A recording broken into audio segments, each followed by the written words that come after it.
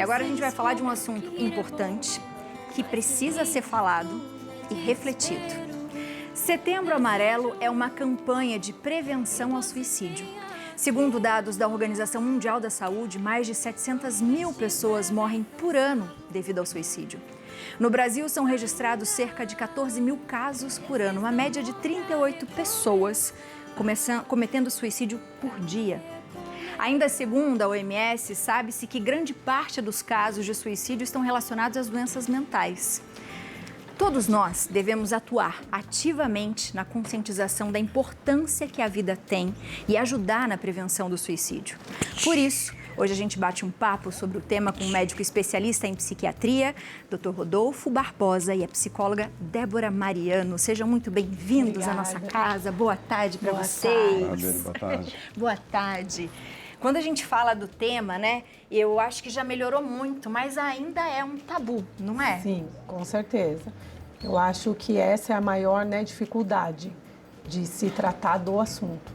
Por isso a importância do Setembro Amarelo, que hoje é a maior campanha anti-estigma do mundo. Isso é muito importante. Quando a gente fala para as pessoas, né, de conscientização, quando a gente fala sobre um tema, a gente ajuda de que forma? Quando a gente dá notoriedade para um tema, né, a gente fala mais a respeito do assunto, isso é importante porque as pessoas acreditam que não se deve falar sobre, não se deve perguntar, né, para a pessoa se está com vontade de morrer ou de tirar a vida, mas é o contrário.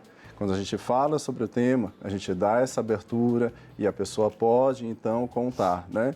E é claro que em setembro, né, a gente dá essa notoriedade maior, mas a prevenção, né, ao longo do ano todo precisa acontecer. O suicídio, ele é um ato impulsivo, né? Porque quando a gente fala de conscientização e de observação, a gente está falando de pessoas que estão, de repente, ligadas naquela pessoa que, de repente, não está bem. Se eu estou mais ligada, eu posso evitar que isso aconteça? É um ato impulsivo? Então, a definição mesmo de suicídio é que é um ato consciente, né? Em que a pessoa ela vai usar de alguma forma letal para acabar com a sua própria vida. Porém, falar de suicídio é complexo, porque você tem que avaliar vários fatores, né? Como a própria genética, como o ambiente em que a pessoa se encontra, comportamentos. Então, para se falar de suicídio, a gente tem que avaliar tudo isso, porque não é uma causa que levou aquele indivíduo a cometer isso, né? E sim um multifator. E quando a gente fala de que a maioria tem doenças mentais, a gente está falando de que tipo de doença? Doenças mentais diversas. 99% dos suicídios têm ligação com alguma doença mental ou uso de álcool e drogas. E as doenças mentais podem ser doenças psicóticas, por exemplo, uma pessoa que tem uma doença psicótica, por exemplo, a esquizofrenia. Ela se mata porque ela ouve vozes que a mandam se matar, né? Mas as doenças do humor, os transtornos de humor, por exemplo, um transtorno bipolar ou uma depressão, as ansiedades, então são doenças mentais diversas, né? E é interessante, né, a gente falar até um dado, que 300 milhões de pessoas hoje lutam contra a depressão. Então, a gente não pode, né, também negligenciar, não olhar para isso. É exatamente isso que eu ia falar, porque quando a gente fala, a gente coloca uma simplicidade que não existe, porque é uma doença. E aí parece fácil falar, não, mas você não tem que ficar assim, não, mas não é assim, não, capaz que vai fazer. Quem muito fala, não faz. E às vezes a gente está fazendo o papel errado, não tá? Como é que a gente consegue agir melhor nisso? Então, nesse caso, a gente fala, a primeira coisa é a questão do ouvir, né? Você colocar essa pessoa num ambiente tranquilo, sem interferência, para que você possa ouvir essa pessoa, principalmente sem o julgamento, sem esse tipo de fala que você colocou aí, e deixar a pessoa se expressar. Quando você observa esses sinais, né, você se oferece para buscar ajuda, porque a pessoa nesse nível já está totalmente comprometida. Muitas vezes ela mesma por si não vai conseguir buscar essa ajuda, né? Então você se oferece para marcar um médico, para acompanhar, se você observa um risco muito grande, né? Contatar um familiar é muito importante também. E aí, e uma coisa, doutor, eu não sei se o que eu vou falar é um pouco polêmico, mas eu acho que, às vezes, o suicídio é romantizado, principalmente quando a gente fala em relação aos artistas, né? Fez pelo amor e fez... E aí parece que a gente não consegue dar a importância e a reflexão que a gente realmente precisa sobre aquele tema, porque... É muito sofrimento para aquela pessoa tomar aquele tipo de decisão. Você acredita que a gente acaba romantizando algo que não deve ser romantizado, não no sentido de ser lindo, mas de a gente abrandar uma história, por exemplo? Sim, e mais do que romantizado, glamourizado. Há pouco tempo, na Semana de Moda de Paris, teve uma marca muito famosa mundialmente, cujas modelos se desfilaram com roupas e com objetos em apologia ao suicídio. Por exemplo, com forca no pescoço. Não só, isso é muito triste. E não só, é muito triste porque favorece, né, o suicídio. E não só a Associação Brasileira de Psiquiatria, mas outras também no mundo se emitiram notas de repúdio por conta da atitude da marca, né? Que retrocesso, doutor. Pois é. Triste. Retrocesso. A gente tem, para a gente continuar falando, para a gente dar algumas dicas para as pessoas que estão em casa, principalmente, um depoimento de uma pessoa que tentou por várias vezes, né, não estar mais aqui, não viver. Ele não quis se identificar e a gente respeita muito, mas a gente achou muito corajoso da parte dele falar sobre o assunto. E a gente vai assistir e já volta. Tenho 25 anos e a minha experiência foi basicamente que eu tive muito problema de poder contar com outras pessoas para me ajudar. Eu sempre me senti um peso, eu sentia que cansava as pessoas da minha volta. Infelizmente, um gatilho ruim que acabou trazendo situações muito negativas para minha vida acabou acontecendo no mesmo tempo em que eu estava pensando que eu era um estorvo para todo mundo.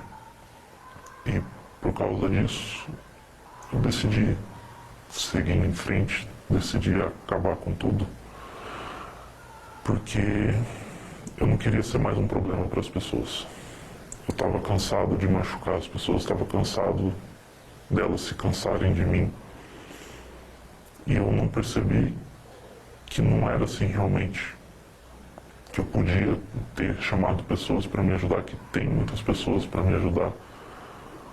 Muitas delas fariam de tudo para que eu pudesse ficar bem e eu não conseguia ver isso pelo estado que eu tinha ficado, por eu querer focar só na parte ruim. Muitas vezes a gente acaba se vendo numa situação que não realmente está. A ansiedade que faz pensar demais, faz pensar em coisas que não existem, os famosos ICs. Mas se eu pudesse deixar uma mensagem para quem está numa situação assim, você não é um estorvo, você não está cansando as pessoas, você tem com quem contar. É forte, né? Esse é o sentimento? A pessoa dá sinais? É interessante que, conforme ele disse, né, corrobora com o que a Débora disse, ele não encontrava pessoas, né, para conversar. E depois ele teve a percepção, não, tem sim pessoas que podem me ajudar. A pessoa, quando ela pensa em tirar a vida e aquele pensamento ele continua, pensar em tirar a vida, 70% das pessoas ao longo da vida, em algum momento, pode pensar com relação a isso. Isso não significa que tem uma tendência ao suicídio, mas se aquele pensamento prevalece, torna-se um pensamento rígido acerca do mesmo assunto, a pessoa não encontra uma outra possibilidade, ela se vê diante de uma situação que ela julga intransponível, interminável, insolúvel, aí podem vir esses pensamentos. E é uma rigidez, né, com relação àqueles pensamentos que ela não encontra um outro caminho. E acredita que o único caminho é finalizar com a vida, e esse não é o caminho, né? Inclusive, se há alguém assistindo hoje que tenha tido pensamentos assim, esse não é o caminho. Se os pensamentos estão assim, então busque ajuda, procure ajuda, porque tem solução, tem jeito, né? Quase a totalidade dos suicídios, eles são preveníveis, né? Então, assim, tem jeito de resolver, tem medicação que tira a ideação suicida, né? Então, assim, busque alguém para conversar, busque principalmente um profissional de saúde. Sim, com certeza. É muito forte mesmo. A gente tem uma perguntinha de WhatsApp, vamos passar. Léo, faz pra gente. Vamos ver aqui, ó, a perguntinha do Alexandre, da Bahia. Doutor, gostaria de saber se as medicações controladas podem desencadear episódios de suicídio, pois uma pessoa bem próxima e querida nunca tentou cometer o ato, mas depois que tomou a medicação, os episódios foram recorrentes. Um abraço bem apertado para quem está passando por um período difícil. Acredite, vai passar. Abraço a todos. Obrigado, Alexandre, pela pergunta, viu? Obrigada, Alexandre. E aí?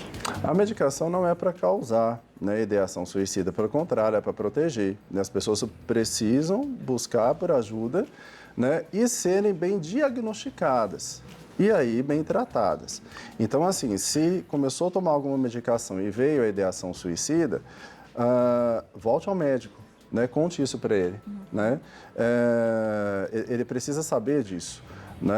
Isso precisa ser investigado ao longo da consulta. Como eu disse, você tem medicação que protege, né, com relação à ideação suicida. Então, assim, o tratamento é para melhorar, né, para ficar mais confortável. E talvez você tenha sido a questão de uma pessoa que não foi bem medicada, enfim, mas por isso eu falo, volte ao médico e conte para ele, para que isso seja revisto. E também qualquer coisa, né, qualquer outra coincidência que tenha se somado, porque no início do tratamento, né, o tratamento vai ficando cada vez melhor, semana após semana vai ficando cada vez melhor. Então, no início, se somou-se uma outra coisa na vida da pessoa, né, seja na vida familiar, no trabalho, enfim, pode ter ajudado a agravar aquele quadro. Então, mas se isso está acontecendo, volte ao médico, procure o médico, conte isso para ele para que isso seja melhorado. Boa. A gente tem um outro depoimento e eu acho que vocês vão ajudar muito, porque a gente vai falar de família. Não é, Léo? É isso aí. Vamos ver o depoimento agora do Ivo Oliveira Farias. Ele é pai sobrevivente e nos conta sobre o suicídio da sua filha de 18 anos. Dá uma olhadinha. Saudação a todos. Meu nome é Ivo Oliveira Farias, 65 anos, aposentado. Sou pai de 3 filhos, sou sobrevivente lutado pela minha filha mais velha, Arielle, que com 18 anos foi vítima de suicídio em 13 de março de 2014. Nunca demonstrou estar em sofrimento ou pensando em se matar, chegar a esse ato extremo. Deixou um bilhete onde diz que a culpa não é de ninguém e que gente morta não decepciona ninguém. A gente tem conjecturas e hipóteses do que pode, porventura, ter acontecido, mas, como a maioria dos entes queridos que partem dessa forma, eles levam consigo os seus segredos, os seus motivos, que certamente não eram um único motivo, já que o suicídio é multifatorial e multicausal. Então, muitas vezes, aquele último motivo não, foi apenas um gatilho, foi a gota d'água que fez transbordar do copo e a pessoa chegou a esse ato extremo. A gente procura seguir adiante, buscando se fortalecer, encontrando um significado para continuar existindo, já que a dor é para sempre e o luto nunca acaba. Ivo, muito obrigada por você compartilhar um pouco a história, e o que o Ivo fala é muito interessante porque a gente tem falado muito das emoções, sim, né? E a gente está numa sociedade muito acelerada e a gente está deixando ou não dando atenção um pouquinho para o que a gente sente. Isso, como é que a gente pode lidar com essas emoções para que a gente consiga se entender melhor, se conhecer melhor, de repente chorar quando é necessário chorar? O que a gente pode fazer? Em relação até o que ele disse, entrando um pouquinho do luto, ele disse que é o sobrevivente do suicídio, né? E as famílias se definem assim mesmo. Quem fica é o sobrevivente, né? E o luto por suicídio é um dos lutos mais difíceis de ser elaborado, porque a pessoa, o familiar ali, a família lida muito com a culpa, né? Do e se eu tivesse percebido antes, se eu tivesse tomado, né, tal caminho. Então é muito importante essa questão também para quem está passando por isso, a rede de apoio, né, participar de grupos terapêuticos, né, procurar a própria terapia para que possa entender esse momento, toda a família, porque se sabe que cada pessoa que cometeu o suicídio, 6 pessoas diretamente estão impactadas, né? E isso daí traz um sofrimento muito grande. E um até desequilíbrio pessoas mental ressignificar. também para a família, não é? Porque isso também pode acontecer, né? Sim. Então, eu acho que é muito importante, assim, a rede de apoio também. E eu vejo que muitas pessoas que também passaram por isso, as famílias, o familiar, a própria família, os amigos, já não vão mais na casa ali, porque tem medo de como lidar com aquilo, medo de falar do falecido. Então, acaba se afastando também da família, né? E é importante os amigos estarem ali naquele momento. É claro que o familiar, ele vai, né, ver com quem ele quer falar, se ele quer falar. Mas se ele falar, não tem problema nenhum. Você falar o nome do falecido, conversar sobre isso. A rede de apoio, ela é um fator de proteção. Então, sobre isso também é muito importante, né, doutor? Chama pós-venção, né? Tem um nome para isso, né? A família cujo alguém, né, se suicidou ali, essa família precisa, né, receber esse cuidado que a gente chama de pós-venção do suicídio.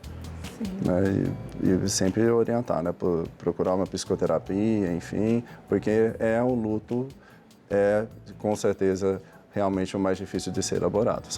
É um turbilhão de emoções, ora raiva, ora culpa, ora melancolia, então é um turbilhão de emoções dentro desse luto. É muito desafiador. O que a gente pode fazer para ajudar? Para ajudar, orientar, acolher, né? Acolher, precisa ter conversa, precisa ter diálogo, né? Dentro de casa, os amigos, precisa haver diálogo, né? E quando a gente percebe que alguém próximo não está bem, porque a pessoa dá sinais, né? Muda o humor, era extrovertido, agora está isolado, está melancólico, está irritadiço demais. É importante observar, até porque tem aumentado muito os índices de suicídio entre adolescentes e jovens. O adolescente tende a ficar mais irritadiço, o jovem mais melancólico, mudou um padrão de notas na escola. Então, assim, observar esses sinais e perguntar, dialogar o que está acontecendo, né? E não com um olhar de julgamento, mas com um olhar de receptividade, não criando uma barreira, mas tentando realmente entender sob a ótica do outro, né? O que está pensando, o que está acontecendo, acolher de fato e se necessário, percebeu que precisa de ajuda, encaminha. Inclusive, a campanha Setembro Amarelo deste ano se precisar, busque ajuda, né?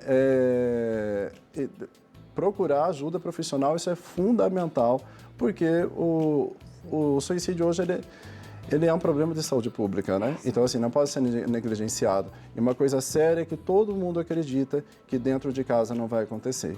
Então, nenhum pai acredita que o filho pode se matar, né, que o filho adolescente pode se matar. E até o adolescente muitas vezes acredita que com ele não pode acontecer. Então, o que fazer para ajudar é estar aberto para dialogar, receber essa pessoa e levá-lo a um profissional da saúde mental para procurar ajuda de fato. E pense que você, de repente, se você está passando por isso, se sente sozinho, existem pessoas que trabalham para isso, que estão ali dispostas a te ouvir, porque às vezes é isso que a gente fala, né? É ouvir, que a gente tem o CVV, então é só ligar 188, se você tiver alguma dúvida, as pessoas estão lá para conversar com você, porque como os doutores falaram aqui, é possível prevenir, né? É possível. E é muito importante a gente também lembrar, né, a questão do suicídio, ele é um sintoma. Se a gente não vê dessa forma, nós não vamos conseguir prevenir o suicídio. Então, tem que ser tratada a patologia de base. Isso é uma questão muito importante, é uma questão médica, né? Não vai tratar essa pessoa que está passando por isso em casa, né? Somente com apoio familiar. Isso é um fator de proteção, mas é uma emergência médica isso. E isso é sério, né? E quanto mais a gente passar o pano por cima, a gente menos vai estar dando atenção e menos descobrindo exatamente o que está causando isso tudo, né? É isso que é importante, a gente conhecer quem está dentro da nossa casa, a gente acolher, como os doutores falaram. Acho que a gente precisa muito falar sobre isso mais vezes, né? Sobre a gente lidar com as nossas emoções, sobre as nossas frustrações, sobre a nossa ansiedade, a depressão, até que ponto isso é positivo ou não e se existe realmente uma positividade nisso. Mas acho que mais do que isso é a gente saber ouvir, né? Um bom diálogo a gente mais ouve do que fala, né? Isso mesmo. Sejam sempre bem-vindos à nossa casa e que a gente possa falar mais sobre esse tema, viu? Sim, muito obrigada. Obrigado, Parabéns Ana. pelo trabalho, viu? Obrigada. E você de casa, se ficou com alguma dúvida, eu vou passar os contatos dos doutores para você. Da Débora, @DéboraMariano, _psic, tá aparecendo para você na tela. O WhatsApp é o 12 987 038601 e do doutor, @Dr. Dr. Rodolfo Barbosa, tá aparecendo para você aí com PH. O WhatsApp do consultório é o 12 98266 6540. Peça ajuda. Obrigada. Muito obrigada. Mais uma Obrigado. vez.